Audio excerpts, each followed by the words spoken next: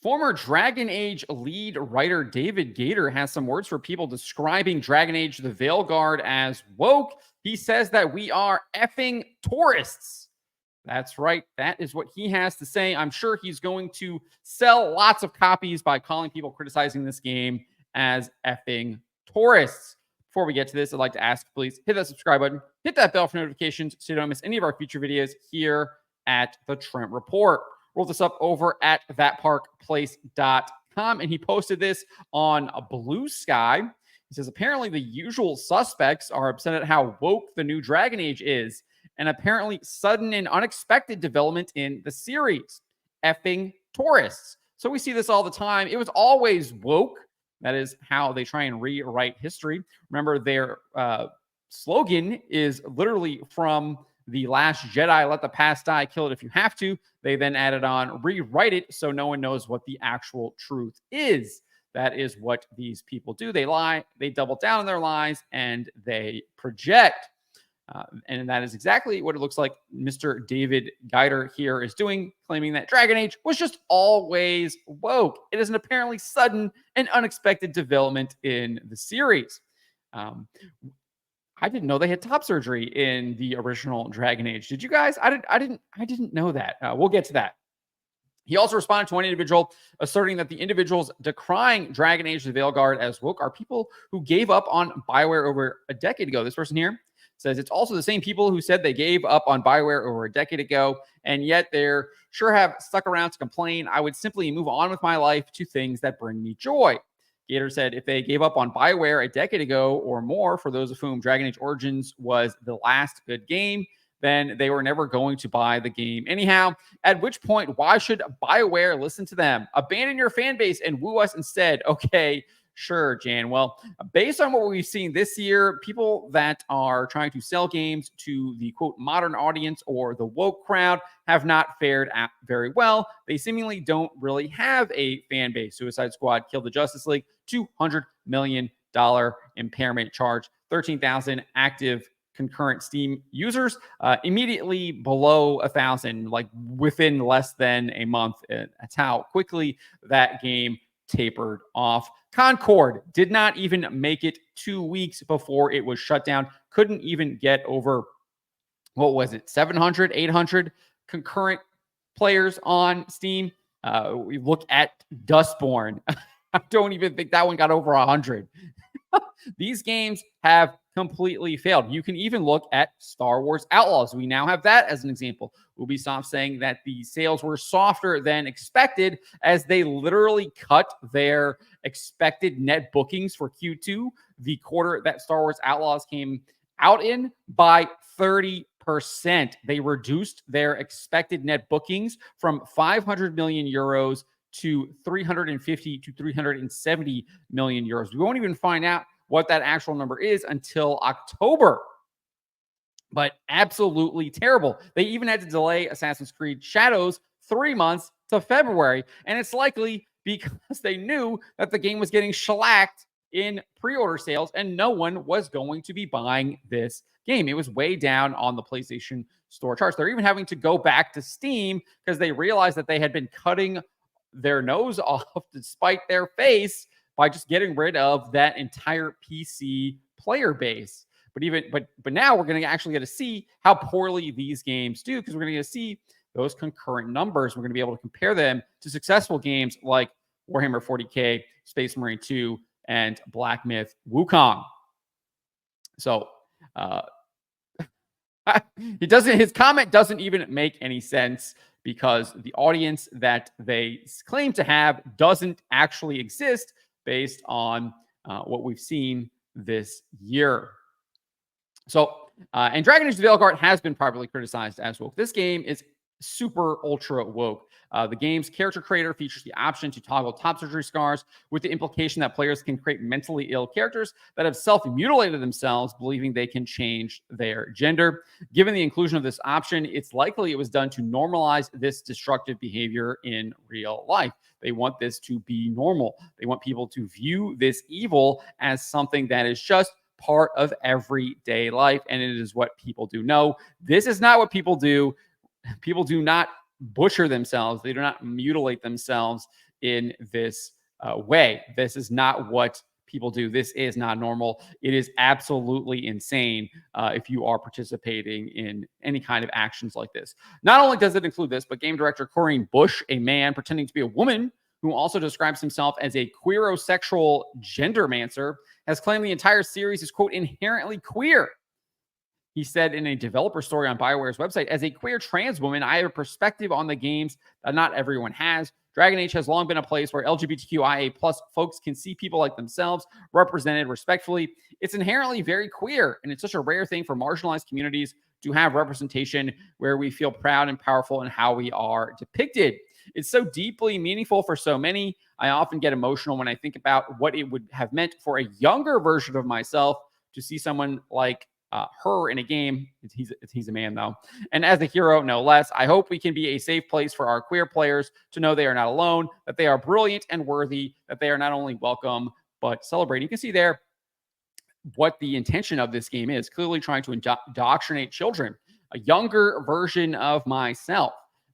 So obviously probably thinking about people in their teens, maybe early 20s, trying to indoctrinate them into this propaganda and using this game to do this. Again, trying to normalize this behavior, which is anything but normal. If you're trying to normalize something, it clearly is not normal.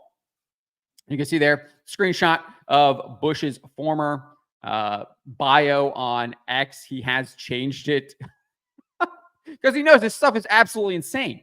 It's absolutely insane. Queerosexual gendermancer right there. Just absolutely insane stuff. Bush also made it clear he is indeed guiding the Veilguard to adhere to this vision. Game directors are sometimes thought of as big personalities who are singularly responsible for the purity of their creative vision. But for me, it's really about being a steward for the vision that we as a team have collectively defined. That vision obviously being inherently queer. I get a high-level view of everything as it's coming together and can steer the project as it does. But ultimately, it's about empowering people to work together, play with ideas, offer critiques, and make decisions, all to help create a cohesive experience for the player. Furthermore, IGN's Alex Stedman detailed that all of the game's companion characters are pansexual. He wrote this: Bush insists that they are all specifically pansexual, and that might come through in what you learn about their backstories. Bush explained their past experiences are partners. They'll reference them and indeed who they'll become romantic with. Again, trying to normalize these disordered lifestyles in this game, trying to make this normal. Bush continues saying, for instance, we saw Harding. I might be playing a straight male character flirting with her, but I choose not to pursue a romance. She might get together with Tosh. So the characters are just going to do whatever they want based on what Bush and the bioware team have programmed, clearly indicating that this female dwarf is going to be getting it on with a Kunari, who I'm still not entirely sure what sex that character is. So my perception, my identity has no bearing on their identities, and that comes through really strongly. See, they're trying to normalize this stuff. That's exactly what they are doing. Bush is admitting it right here. It's not until the later parts of the game where you really commit to romance and it gets pretty spicy. This was also confirmed by the game's creative director, John Epler. He told Game Rant, there's a difference between player sexual and pansexual. All companions are canonically pansexual. So all these things are woke. This is woke. This game is woke. It's very obvious that this game is woke.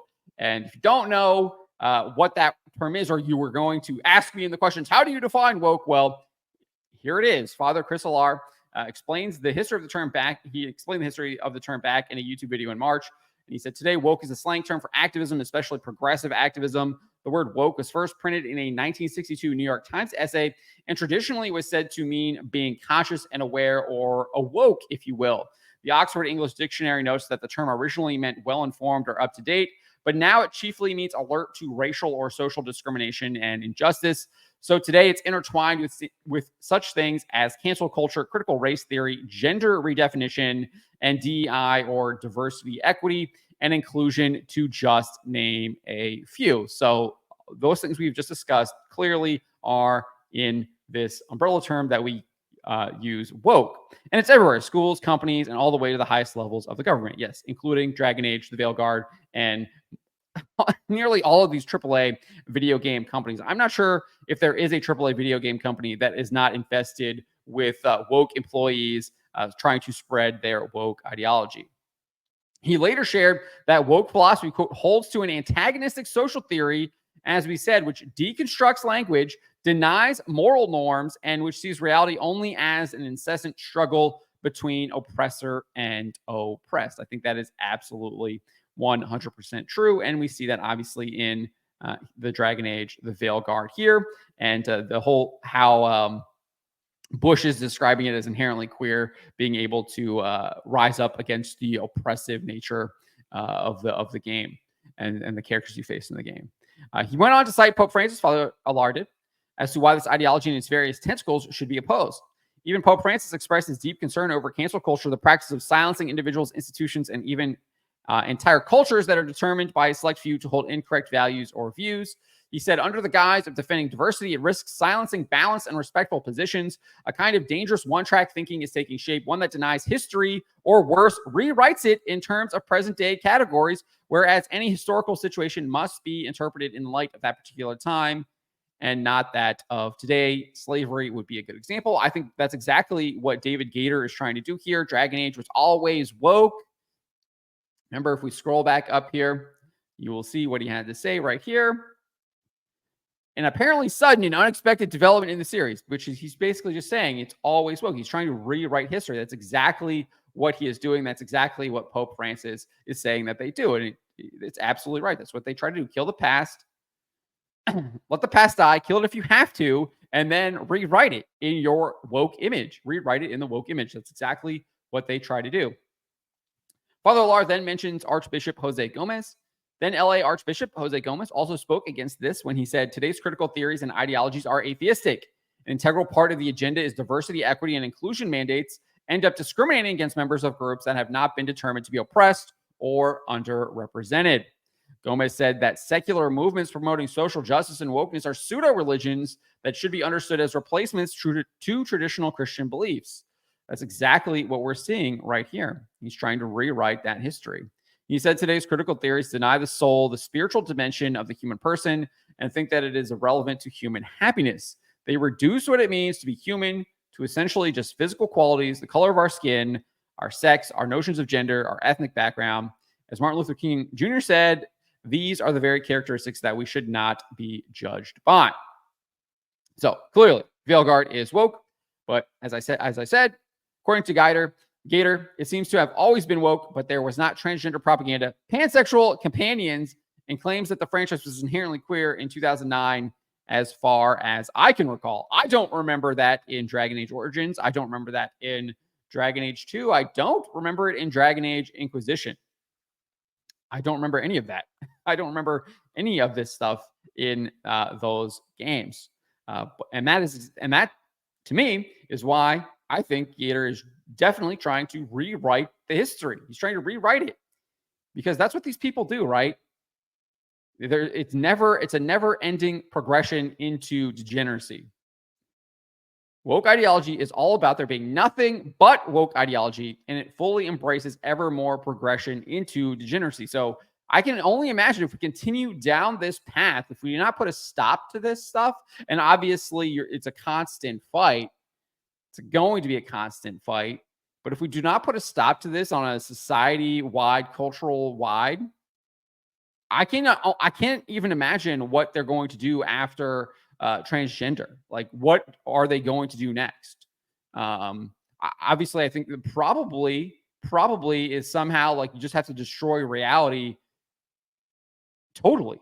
You have to just destroy reality. I think that is like the end goal. They just want to destroy everything. They're always, because again, something is always oppressing something. So you have to overthrow the oppressor. So they're going to find some oppressor, and I think it's going to be reality. Reality is oppressing them, and they're going to have to overthrow reality. I think that's where eventually this stuff leads to. But you can see here, I mean, pansexual and transgender were like hardly even in the English lexicon until around the early 2000s. And even then, if we blow this image up here and we look at it, you can see that even in the early 2000s, late 90s, when the term transgender basically entered the English lexicon, it still is at like what? 0.00004%.